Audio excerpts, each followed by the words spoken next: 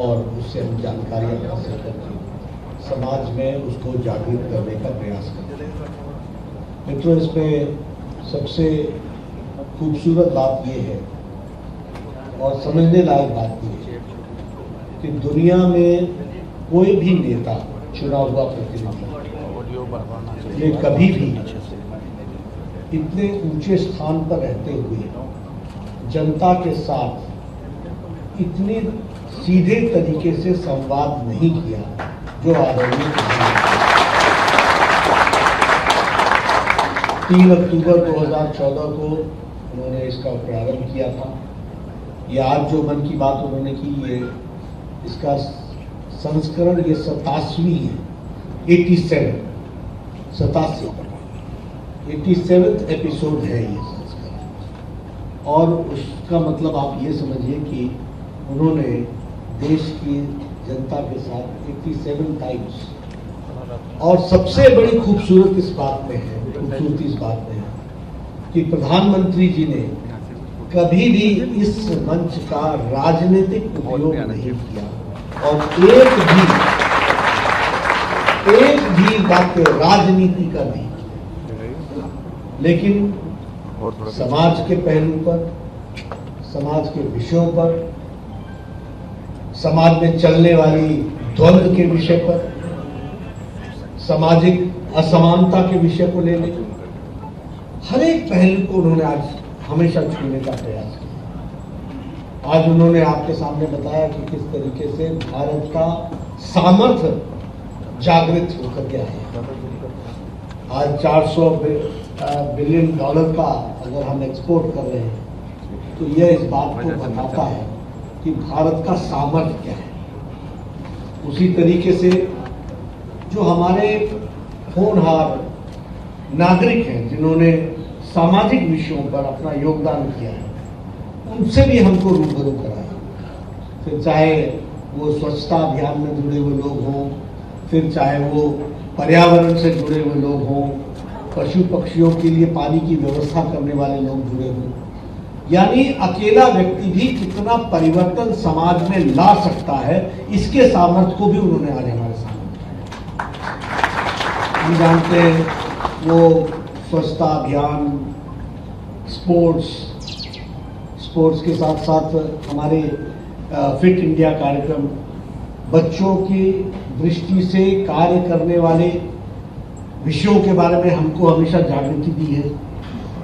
School में बच्चे जब परीक्षा में जाते हैं तो उनकी मनस्थिति क्या होती है, उससे कैसे निपटा जा सकता है और उसमें किन बातों का ध्यान रखना चाहिए। कोरोना के दौरान उन्होंने बार बार हमको बताया कि किस तरीके से अगर लॉकडाउन लगा है तो इस समय का हम कैसे सदुपयोग कर सकते हैं, कैसे हम अपने साथियों का समाज में रक्षा कर सकते हैं। इन सारी बातों के बारे में उन्होंने बताया और साथ ही साथ कोरोना में लड़ने वाले हमारे फ्रंटलाइन वर्कर्स की कहानियों को भी उन्होंने उद्धृत किया कि देश को चलाने में इन लोगों का कितना बड़ा योगदान है इस महामारी को बचाने में। तो मित्रों, ये हम सबके लिए बहुत ही सौभाग्य की बात है कि हमारे ऐसे प्रधानमंत्री हैं जो गैर राजनीतिक विषयों के बारे में सामाजिक पक्ष को हम सबके सामने रखते हैं। आज उन्होंने डॉक्टर भीमराव अम्बेडकर जी की बात की, आज उन्होंने महात्मा फुले जी की बात की।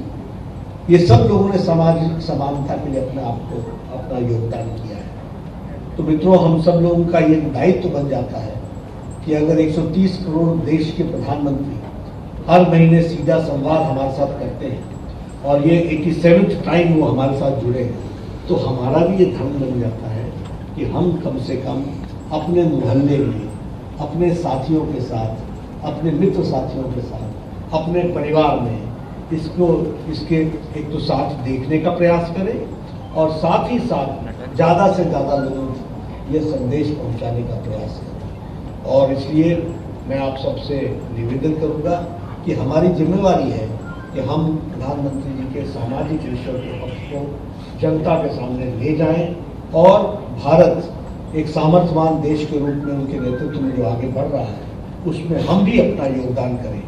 क्योंकि अगर जागृत प्रधानमंत्री हमको नेतृत्व देते हैं तो समाज को भी जागृत होकर के उस हमारी जिम्मेवारी है। और उसके बीच के सेतु कौन है?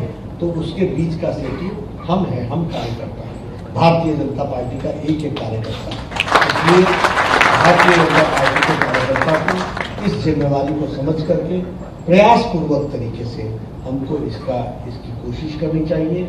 मित्र साथियों में आप चाय की दुकान पर बैठते होंगे, चाय पीते होंगे, कभी होटल में जाते होंगे, तो इधर उधर की गपशप के बजाय इन विषयों के बारे में चर्चा चलाएंगे।